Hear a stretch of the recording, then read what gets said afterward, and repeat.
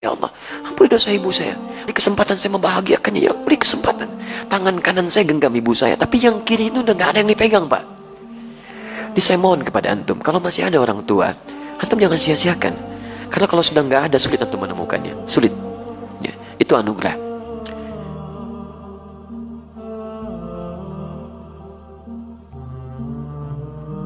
Qultu thumma ayyun. Aku bertanya lagi, setelah itu apa? Qala, Masya Allah, thumma birrul walidain. Setelah itu, berbaktilah kepada kedua orang tua. Letaknya langsung setelah ibadah kepada Allah Subhanahu wa ta'ala. Jadi Nabi langsung menjelaskan kandungan ayat tadi. Saking pentingnya bakti kepada kedua orang tua, itu diletakkan urutannya setelah sholat 5 waktu, disejajarkan dengan amalan yang dicintai oleh Allah Subhanahu wa ta'ala. Jadi kalau antum, maaf, ingin mencari amalan setelah sholatnya maksimal, yang dengan amal itu dosa bisa digugurkan, kedekatan bisa dibangun, cinta bisa diraih, ada orang tua. Makanya mumpung masih ada, ayo manfaatkan. Barangkali Allah titipkan kepada antum bukan ingin membuat antum lelah, barangkali ingin mengurangi, bahkan menghilangkan dosa-dosa yang melekat dalam diri antum, ingin menghadirkan cinta Allah kepada antum, ingin memudahkan aktivitas yang antum sedang jalani. Saya sering katakan begini ya, maaf ya, hasil kerja keras antum itu, kalau antum sukses, boleh jadi kerja keras antum cuma 30%-nya, 70%-nya, disitulah tangisan ibunda anda yang menangis di pertengahan malam, peluh keringat ayah anda yang dalam mencangkul itu berkata kepada Allah, ya Allah mohon, jangan sampai anak saya seperti ini keadaannya, ya Allah jadikan dia lebih bahagia.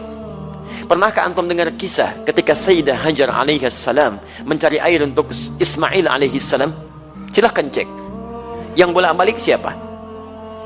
Hajar. Naik ke sofa, turun ke Marwah, balik lagi. Berapa balikan?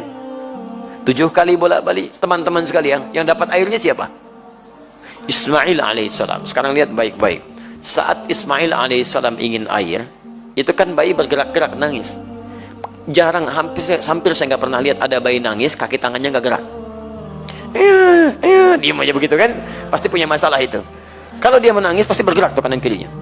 Makanya dia menangis minta air, ASI tidak keluar, disimpan di bawah, ibunya bolak-balik. Jadi saat ibunya naik ke sofa, kaki masih bergerak, hantam tanah ini, tangan begini-begini, tapi nggak ada yang keluar. Kapan air itu keluar? Ketika ibunya bertawakal kepada Allah, lihat lagi bermohon kepada Allah, Rabbighfir warham wa'fu wa takram innaka antal azizul akram. Ya Allah, enggak mungkin kau titipkan ya Allah ujian ini kecuali engkau berikan jalan keluarnya. Ya Allah, hamba sangat yakin dengan karuniamu. Ya Allah, hamba mohon, ya Allah, hamba mohon. Sofa berpikir dengan cara yang bening, Marwah mengharapkan hasil terindah, harapan besar yang ingin diraih. Bolak-balik 7 kali. Begitu sampai 7 balikan, turunlah kemudian anugerah Allah di situ. Ikhtiar dibangun, kemudian hasil didapatkan. Kadang-kadang yang ikhtiar orang tua, yang dapat hasil anak. Makanya ibadahnya disebut dengan sa'i. Apa itu sa'i? Sa'i itu asalnya bukan lari-lari kecil. Bukan. Sa'i itu dari kata sa'a yas'a, kesungguhan dalam berusaha. Asalnya itu. Ya, asalnya kesungguhan dalam berusaha. Jadi kalau antum serius, dapat yang diraih. Quran surah ke-17 ayat 16 sampai 17, paling kiri sebelah atas. Allah menyebutkan orang yang berusaha serius, sa'a, disebutkan sa'a. Untuk urusan akhiratnya diberikan sepanjang dia serius dengan baik. Sa'a yas'a sa'yan, usaha yang sungguh-sungguh. Kenapa ibadahnya disebut dengan sa'i? Karena pada saat itu ada orang yang sangat berusaha dengan serius, ingin mencari air untuk anaknya. Ibu yang bolak-balik, anak yang dapat air. Begitu sampai pada yang ke-7, hamparan tangisan dan permohonannya menyentuh arsy, seketika turun malaikat, menggerakkan sayapnya, menyertai telapak kaki Ismail ketika menghentak ke air, ke tanah, malaikat menghentakkan sayapnya, keluar air. Ibunya melihat, kata ibunya, zam. Apa itu zam? Zam artinya kumpul, jangan berhenti. Kumpul, jangan berhenti. Karena itu disebut dengan zam-zam. Sampai hari ini tidak berhenti. Bagaimana ketulusan seorang ibu dalam mendekat kepada Allah, menghasilkan anugerah pada anak yang tidak berhenti keberkahannya. Karena itu saat antum merasa sudah sukses, usia antum sudah matang 40 tahun ke atas, maka turunlah Quran surah ke-46 ayat ke-15, paling kiri sebelah atas. Jangan antum kira kesuksesan itu antum yang raih. Lihat kalimatnya, wassaynal insana biwalidayhi ihsana hamalathu ummuhu kurha. Lihat, kami wajibkan, wasiatkan, tegaskan kepada setiap anak bakti kepada kedua orang tuanya, seakan-akan dia merasa diawasi oleh Allah Subhanahu wa taala. Ibu kamu sudah mengandung kamu dalam keadaan lemah luar biasa, kemudian memberikan ASINya lemah luar biasa, perjuangannya berat. Nah, ketika engkau sampai pada usia 40 tahun minimal, banyaklah berdoa kepada Allah. Lihat, antum usia 40 tahun, perhatikan bimbingan doanya dari Allah. Ya, perhatikan doanya. Rabbi auzi'ni an ashkura ni'mataka allati an'amta alayya wa ala walidayya. Alayya, lihat, wa ala walidayya. Ya Allah, mohon bimbing hamba untuk bisa mensyukuri segala nikmat yang telah engkau titipkan kepada hamba. Lihat-lihat, dan bukan hanya kalimat hamba, tapi disebutkan walidayya, orang tuanya disertakan. Ya, kata sebagian ulama tafsir, kenapa orang tua disertakan pada pengakuan nikmat? Karena orang itu mesti sadar, anak mesti tahu, boleh jadi usia dia atau usaha dia untuk mendapatkan hasil itu bukan karena kerja kerasnya, lebih banyak karena orang tuanya. Mustahil teman-teman sekalian antum ujuk-ujuk mendapatkan sesuatu. Pasti ada kaitan dengan orang tua antum yang berdoa kepada antum, yang bermohon kepada Allah. Antum disekolahkan investasi orang tuanya, dicarikan guru yang spesial untuk mengajarkan antum, diberikan kasih sayang, makanan terbaik. Tiba-tiba antum katakan, ini semua karena saya, tidak ada peran orang tua. Siapa antum?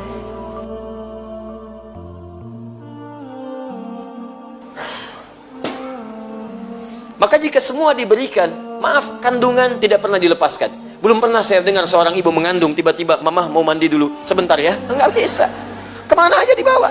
9 bulan 10 hari berjuang dengan lelahnya. Quran surah 7 ayat 189. ASI sempurna sampai 2 tahun gratis, paling bagus. Quran surah kedua ayat 233. Mencarikan guru untuk belajar sampai paham, ya, sampai antum paham bisa berbagi. Quran surah ke-9 ayat 122. Menjadi dekat dengan Allah dalam belajar. Quran surah 58 ayat ke-11. Cari guru ngaji, ayo talaki, datang ke masjid, carikan tempat, cari guru terbaik, sampai doa, dilindungkan dari setan. Contoh Quran surah ketiga 35 sampai 37.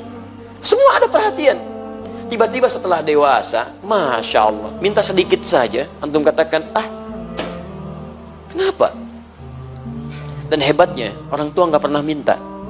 Nggak pernah minta, jarang umumnya minta. Ya, tapi kalau sudah ada sinyal, antum mesti paham. Itu yang kadang-kadang susah. Ya, nah, jadi teman-teman sekalian, indah. Makanya lihat ya, itu ditempatkan setelah sholat tepat pada waktunya, bakti kepada kedua orang tua. Jadi berbahagialah antum kalau masih ada orang tua lengkap. Demi Allah saya katakan. Ya, saya ingin katakan pada antum, tolong jangan tunggu penyesalan di akhir. Karena kalau sudah tidak ada, nggak ada kesempatan untuk bisa mewujudkannya. Saya berusaha untuk menghadirkan bakti kepada keduanya, tapi satu sudah tidak bisa didapati. Ya, saya 5 bersaudara.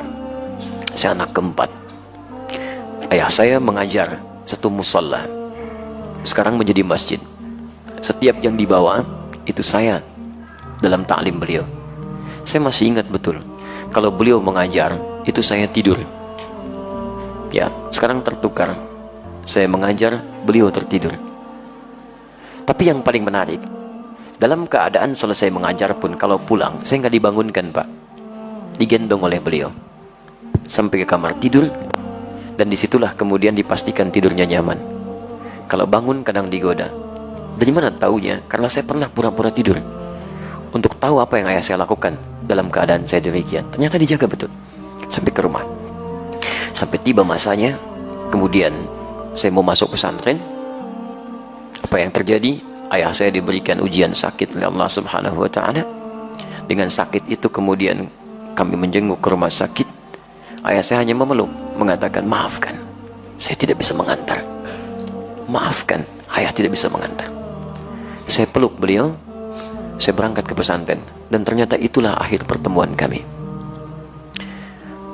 Saya pulang, kemudian sampai rumah sudah tidak punya kesempatan menatapnya.